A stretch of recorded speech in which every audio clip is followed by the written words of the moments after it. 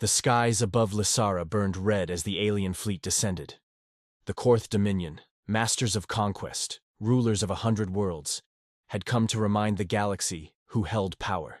They had chosen Lysara not for strategy, but for spectacle.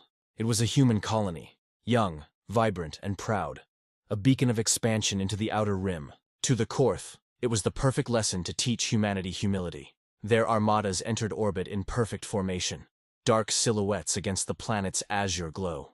Lysara had no fleet, no planetary shields, only mining satellites and civilian transports. The people below looked up in confusion, then horror. As the first plasma lances fell, the Dominion's commander, Lord Cthulhu, watched from the bridge of his flagship Obsidian Crown. His scaled lips curled in a smirk as city after city vanished beneath oceans of fire. So fragile, he hissed. So naive, these Earthborn. They think the stars will protect them. His officers laughed, their claws drumming against the consoles as transmissions poured in. Pleas for mercy, evacuation calls, the cries of a doomed world. None were answered. By the third hour, Lysara was ash and bone, and when the last signal flickered out, the Dominion's fleet turned their weapons toward the skies once more, toward the human relief ships that had dared approach. Civilian freighters, medical transports, none armed. Cthulhu gave the order without hesitation. Burn them too. They did. 50,000 unarmed souls, gone in seconds. And when the last hull broke apart, he spoke one final message, broadcast to every known frequency. Let this be the lesson. Humanity is finished. Their colonies will fall. Their fleets will scatter. Their spirit will break. The Dominion does not lose. Then silence, a silence that would soon end the Dominion itself. The mockery of Earth. The Korth celebrated for weeks. Across their empire, their media displayed endless loops of Lysara's destruction. Firestorms, broken ships, human faces frozen in terror. It became entertainment, propaganda, proof that resistance was futile. Cthulhu was summoned before the High Assembly, where the Dominion's supreme lords applauded his cleansing victory. They toasted to the extinction of human pride, believing they had crushed the last ember of defiance. Even the neutral species joined in the mockery. Human diplomats were shunned from galactic councils, their warnings ignored, their sorrow dismissed. Earthlings, they whispered, have finally learned their place. They said humanity was too restrained, too emotional, too bound by compassion to ever strike back. The galaxy remembered Earth's peaceful expansion, its attempts at diplomacy, its endless patience. They mistook that patience for weakness, but in the shadow of their laughter, Earth was listening, watching, waiting, and mourning. 3. The silence before the storm. For 57 days, the galaxy heard nothing from Earth. No diplomatic protests, no retaliation, no threats. The networks were quiet. Even the few surviving colonies received no word from the homeworld. Then, something changed. Across the void, sensors picked up movements. Small, untraceable distortions in hyperspace lanes. Fleets vanishing from their known patrol zones. Shipyards across Sol system went dark. Civilian transport routes were sealed. Communications from the Solar Union ceased entirely. The Dominion's intelligence officers grew uneasy. They reported that every human military base, from Mars to Titan, was suddenly on full lockdown. Orbital yards were building something massive, too fast, too coordinated.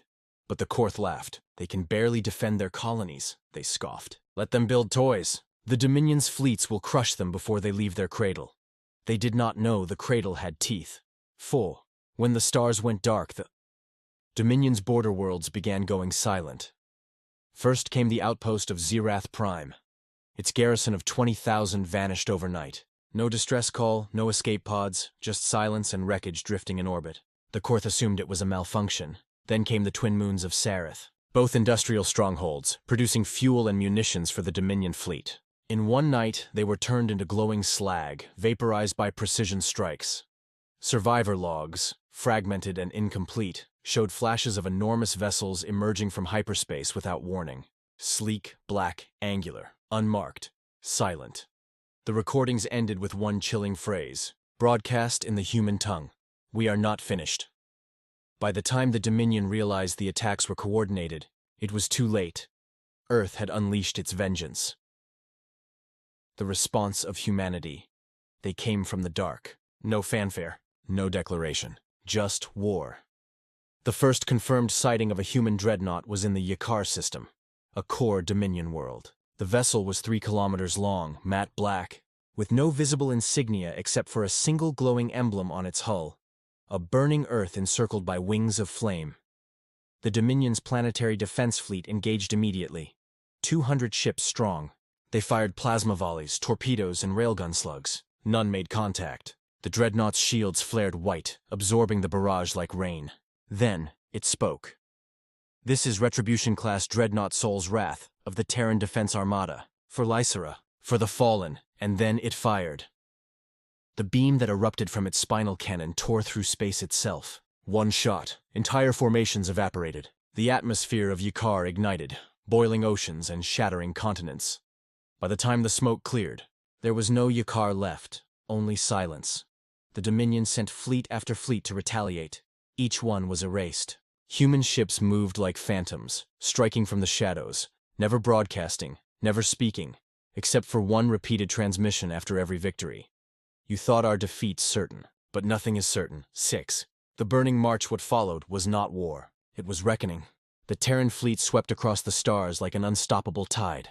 Their ships, Retribution-class, Eclipse-class, and the colossal Vengeance arcs, carried entire armies and orbital bombardment arrays capable of unmaking worlds.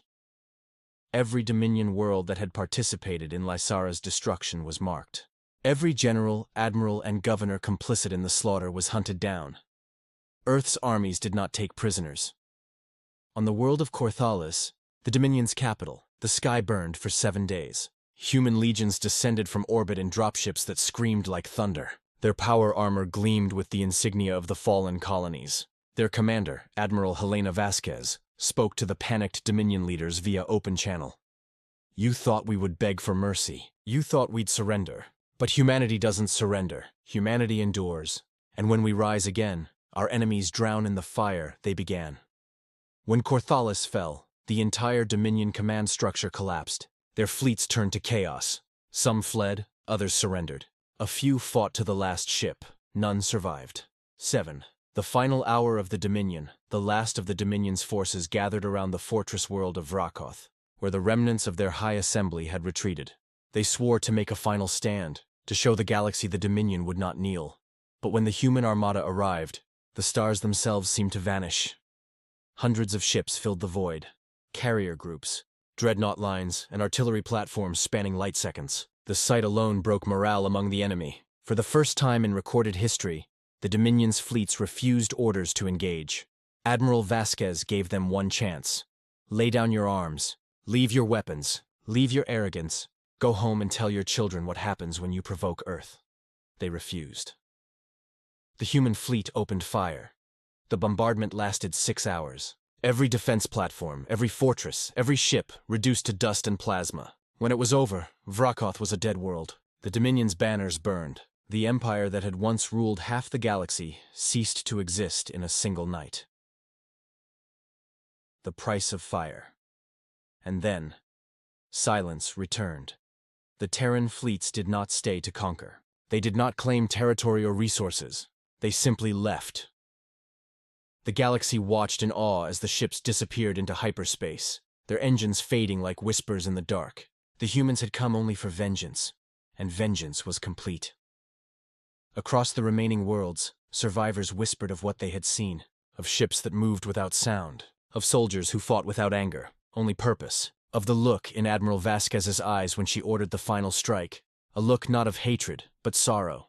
Because even in victory, humanity had paid a price. Lysara was gone. Billions had died.